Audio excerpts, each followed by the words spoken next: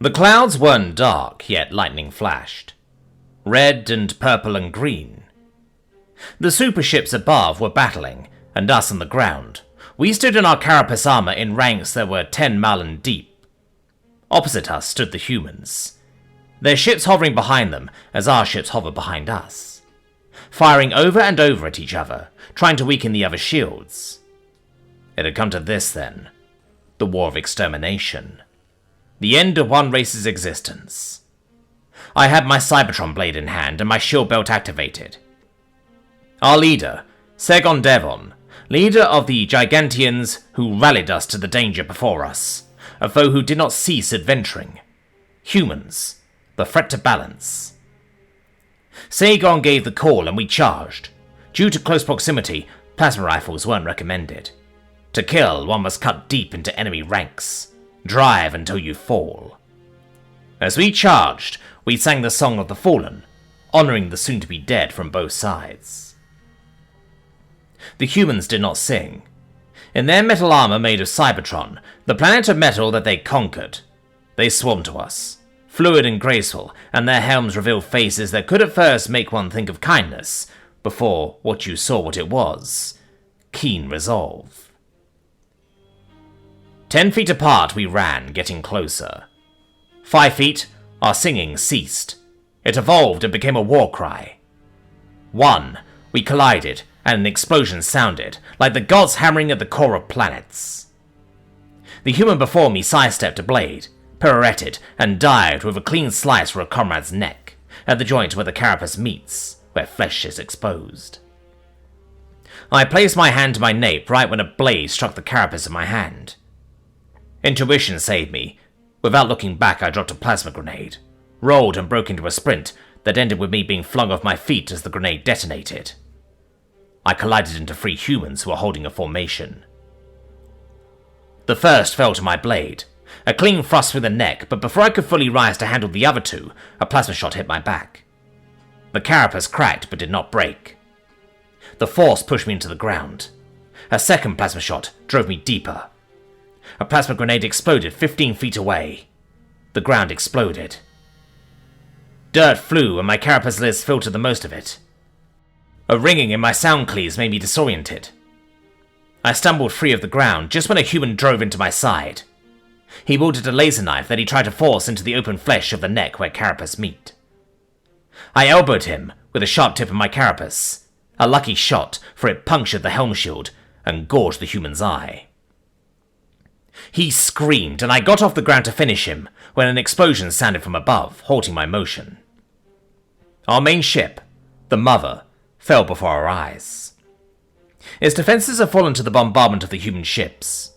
It crushed to the ground, and its atomic thruster overcharged, giving off a clear blue light that turned green, then orange, then red. It detonated, and a wave of heat, and with a shockwave that leveled trees, flung us off our feet. I was thrown several clicks away from where I was standing. Rocks flew from the ground and high into the sky. The mothership's gravity field collapsed upon itself, and the rocks and anything with a mass beyond 1 ton was lifted and dropped in waves that destroyed the battlefield. I saw a white light as the Mother's failing gravity field absorbed the atomic thruster's supercharge. The light was beautiful, almost marvelous in a way that would have driven me to deep contemplation. I saw in the light the extinction of my species, the end of who I was, who we all were. Then I was falling into the light, the atomic charged gravity field pulling us in, imploding, then exploding, then darkness. I woke up in a ditch, my right arm crushed by part of a thruster engine. Heavy and large it lay on my crushed arm, pinning me in place. I tried to move, but the crushed carapace tore into flesh with the tiniest of motions, and the pain was immense, like blades digging into my arm. All around, the wails of the injured and dying sounded. I turned my eyes to the sky and saw what I dreaded the most. With the collapse of our mothership, the humans had dominance over the sky. The war had been won. Only their ships ruled the sky, their atomic barrels charged and facing the battlefield. They were going to exterminate us, lay waste to my kind, and This one is alive, a human woman said from somewhere I couldn't turn to face. They'd come to finish me off, to lay waste to my name by spilling my lifeblood. You're pinned really bad, big fella. She came into view. She didn't wear any armor, just a white silk cloth with a red cross fashioned on the left breast. She carried a box with her. I'd heard of those things. Infinity space boxes that can store numerous things in a fixed space. She approached me and I started to twist. The pain from my crushed arm had me screaming. Relax, she said, coming to sit beside me. I'm here to help. I'm not going to hurt you. Those words, I ceased in my thrashing.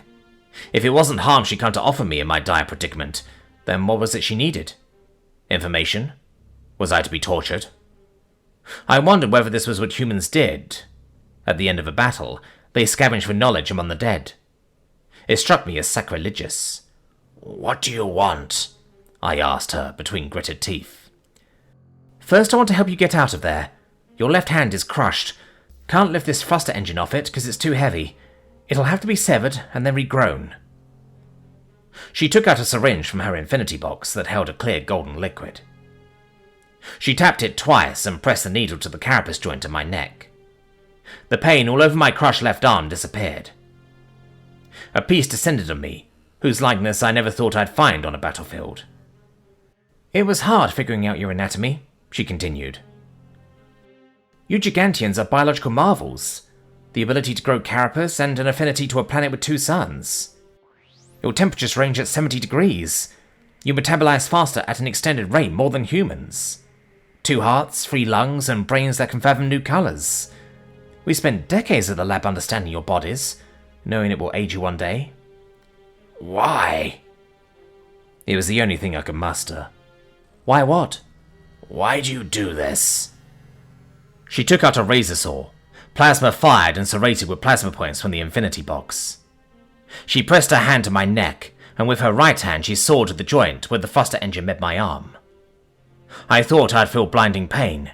Instead, I felt a tingling sensation that almost spurred laughter.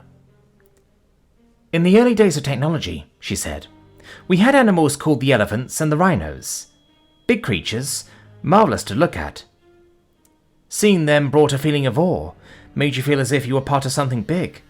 The fact that you shared life with the creatures, breathed the same air, saw the same thing. But we hunted them to extinction for their horns.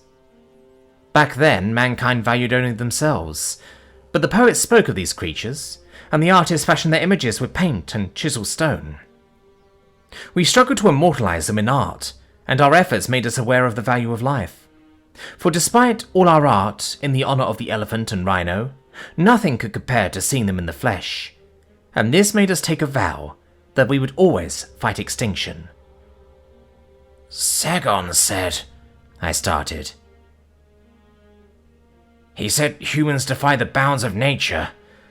Humans push and thrive to consume and consume to thrive. You do not accept to be limited to what is, always seeking what can become. This Segon guy should be a poet. What even does thrive to consume mean? He is pretty spot on though. Us humans are relentless. It calls for one to be so in the face of all that. With a final push, he tore the remaining carapace off my underarm and severed me from the crushed arm beneath the thruster engine. In the face of all that seeks to extinguish our flame, look at your race, so fixed to your old ways that you deny progress with the claim that change brings an end to who you are. We came to you in good faith and you saw antagonists, a threat to the society you believed to be perfect. You call this the Extinction War, believing that it will only end with the complete death of one of us.